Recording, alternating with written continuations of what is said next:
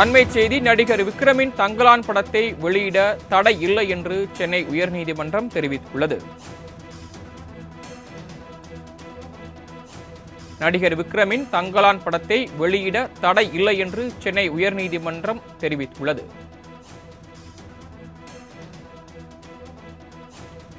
அண்மை செய்தியாக பார்த்துக் கொண்டிருக்கிறோம். நடிகர் விக்ரமின் தங்கலான் படத்தை வெளியிட தடை இல்லை என்று சென்னை உயர்நீதிமன்றம் தெரிவித்துள்ளது.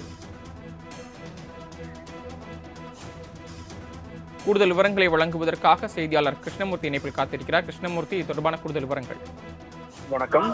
சென்னையைச் சேர்ந்த அர்ஜுன்லா சுந்தரதாஸ் என்பவரிடம் பல விஐபிகள் பணத்தை கொடுத்து வைத்திருந்தார்கள். இவர்கள் இந்த பணத்தை பலருக்கு கடனாக கொடுத்திருந்தார்கள். இதில் நிதி இழப்பு ஏற்பட்ட அவர் திவாலானவராக அறிவிக்கப்பட்டார்.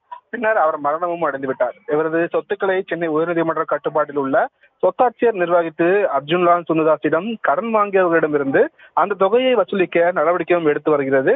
அந்த வகையில் அர்ஜுன்லா சுந்தரதாஸிடம் ஸ்டுடியோ கிரீன் பட தயாரிப்பு நிறுவனத்தின் பங்குதாரரான ஞானவேல் ராஜா, ஈஸ்வரன் ஆகியோர் கடந்த 2013ஆம் ஆண்டு 10,35 லட்சம் ரூபாய் கடன் வாங்கியிருந்தார்கள். இந்த தொகையை வட்டியுடன் திருப்பி கேட்டு சொத்தாட்சியர் சென்னை உயர்நீதிமன்றத்தில் வழக்கு தொடர்ந்திருந்தார். இந்த வழக்கில் உயர்நீதிமன்றம் உத்தரவிட்டும் இதுவரை ஞானவேல் ராஜாவும் ஈஸ்வரனும் பணத்தை திருப்பி கொடுக்கவில்லை. இதையடுத்து ஸ்டுடியோ கிரீன் நிறுவனம் ஞானவேல் ராஜா, ஈஸ்வரன் ஆகியோரை திவாலானவராக அறிவிக்க கோரி சொத்தாட்சியர் சென்னை உயர்நீதிமன்றத்தில் மனு தாக்கல் செய்திருந்தார்.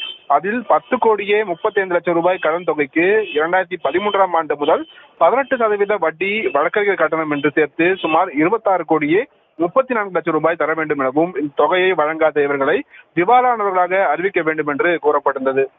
இந்த வழக்கை விசாரித்த நீதிபதிகள் ஜெயச்சந்திரன் மற்றும் நீதிபதி சி.வி. கார்த்திகேயன் அமர்வு இடைக்கால உத்தரவும் பிறப்பித்தது.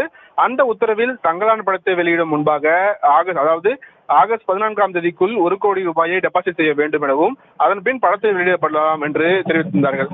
அதன்படி இந்த வழக்கை இன்றைய தினம் நீதிபதிகள் விசாரணைக்கு வந்தபோது தங்கலான் படத்தை வெளியிட எந்த தடையும் இல்லை என்றும், ஏனென்றால் உத்தரவின்படி 1 கோடியே சொத்தாட்சியர் கணக்கில் செலுத்தியதாக ஸ்டுடியோ கிரீன் ஞானவேல் ராஜா தரப்பில் மனுவானது தாக்கல் செய்யப்பட்டது. பணம் டெபாசிட் செய்யப்பட்டதால் படத்தை வெளியிடுவதில் சென்னை உயர்நீதிமன்றம் அனுமதி அளித்து தற்போது உத்தரவிட்டிருக்கிறது.